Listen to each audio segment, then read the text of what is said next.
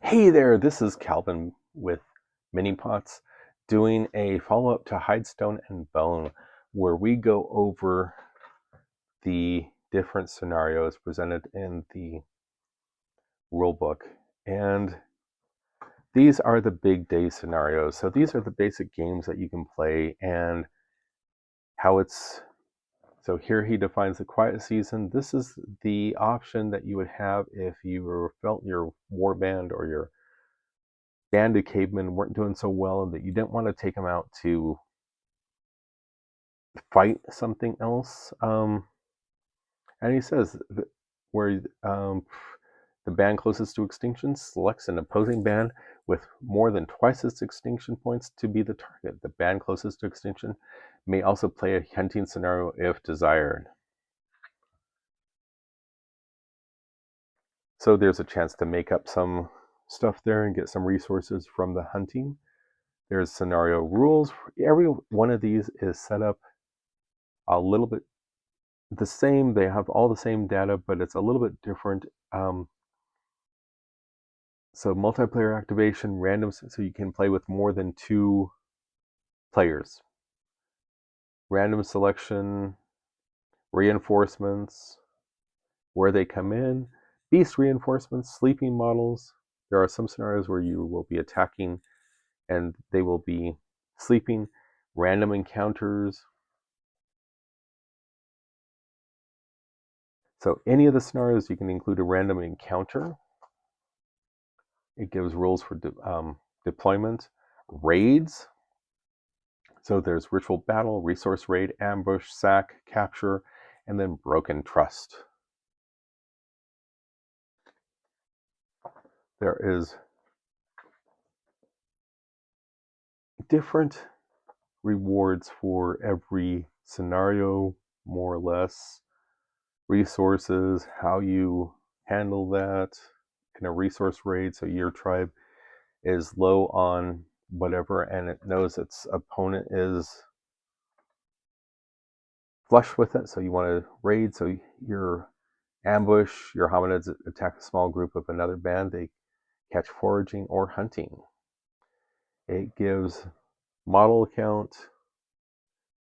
The attacker may bring up to 8 models. The defender, now each one of the scenarios has a similar layout. I'm not going to read through each one of these, but I'm going to do spot definitions so you get a flavor for this. Ultimately, I encourage you to go out and buy the book. It is available on most, like Amazon. It also, I'm sure, is available on DriveThru RPG as well as Wargame Vault. The defender must bring at least 2 models and may bring up to 50% of the models the attacker brings. An additional, the defender models are randomly selected and may include 1 youth.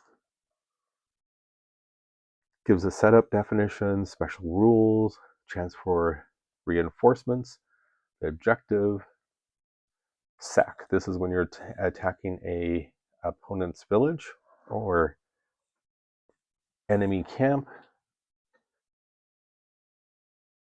Capture. This is when you're trying to kidnap members of your opponent's warband.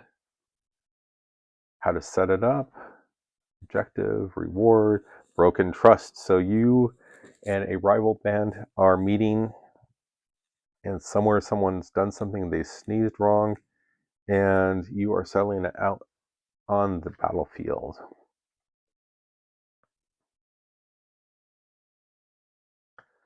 And hunting scenarios, or hunted. This is when the dinosaur catches a whiff of prime Neanderthal meat and decides that it wants to chow down. So there's different scenarios: large predator, pack predator, smart predators. So models, the hominid player randomly selects D5 members of their band. The beast player randomly generates a large predator on the table below. Roll a D3. So you can play this solo, it says that, but reroll in 3s if not playing the world beneath. If there are more than 2 hominids, The beast player should roll a d10, adding +1 for each hominid being attacked. On a 10 to 11, add a juvenile predator, and a 12 plus, add 2. So this is where you would have your cave bear, saber-tooth tiger, or your sharp-tooth. And I know in my previous video I said it's a d10 based system, but you do need d10s and d6s. Pack of predators, so these are your wolves, dire wolves, lions, hyenas, and then raptors.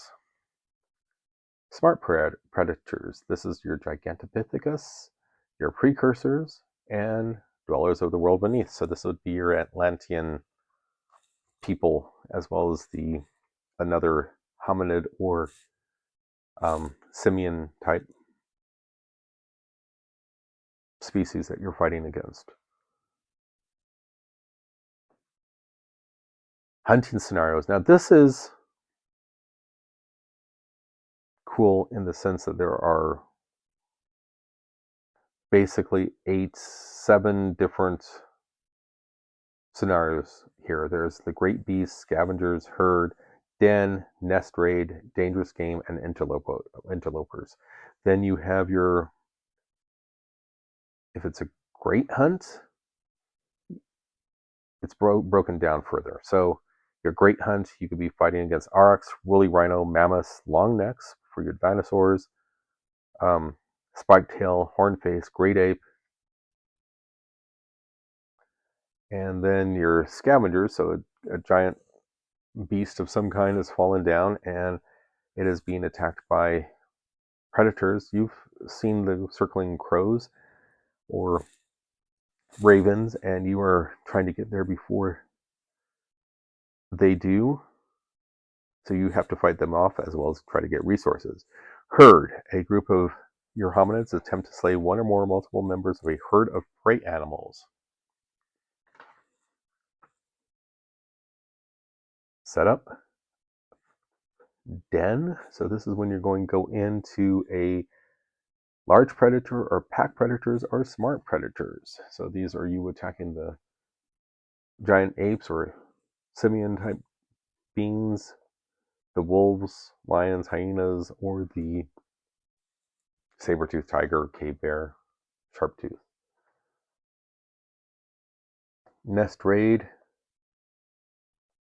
This is where you hope to kill or steal a beast newborn in an attempt to drive the beast from the area. If your kiddos can't survive here, you might as well pack up and move. Dangerous game. And that's where you're tracking down a wounded beast and thinking it's going to be easy, but it's not that easy. And this is, then they start getting into the world beneath, where you have people who you might encounter. Then we start in to the instinct tables. And I'm going to just go to a large prey animal. These are instinct unit. These are the aurochs, woolly rhino, mammoth, long neck, spiked tail, and hornface. So your stegosaurus, your brontosaurus, stegosaurus, and your triceratops. And I'm using generic terms for that, and I apologize. I will call up my 5-year-old and he will tell me the specific names for the correct one, if you so desire. So, large prey instinct table. Until this unit has line of sight to a hominid or predator, takes a wound or model on the board, yells or roars, it automatically counts as rolling a 10. So it is simply, on a 10 is simply sitting there grazing. Nothing happens. It may move d5 inches in random direction. If it collides with impassable terrain or another model, the model scans for any hominids within line of sight. Wary is an 8 or 9. Turns to face the closest hominid it can see. If that hominid is within 6 inches of the model, changes. If can't see any hominids, it scans for any hominid within line of sight. Protective moves full movement towards the hominid nearest its young. Aggressive, well, that's sort of self-panicked. The model moves its full movement directly ahead and may leave the table, trampling anything in its way. Then flee. Now keep in mind, your stress starts high and goes down with so many different effects. And this goes for your players, the animals, as well as, and sorry for deciding to get over exuberant with my wavy hands. And I apologize, you cannot see them, but they were really moving there for a second. And that's what we have. This again is for Hide, Stun, and Bone. These are the scenarios, and I go a little bit into the instinct tables. My other video, I go into rules. It is an overview. Hopefully you enjoyed it. Hopefully you enjoyed this. Please remember to like and subscribe. If you have any questions or comments and questions, please leave them below. Happy gaming. Hope you're doing well. Thank you very much for watching and hope you found this entertaining.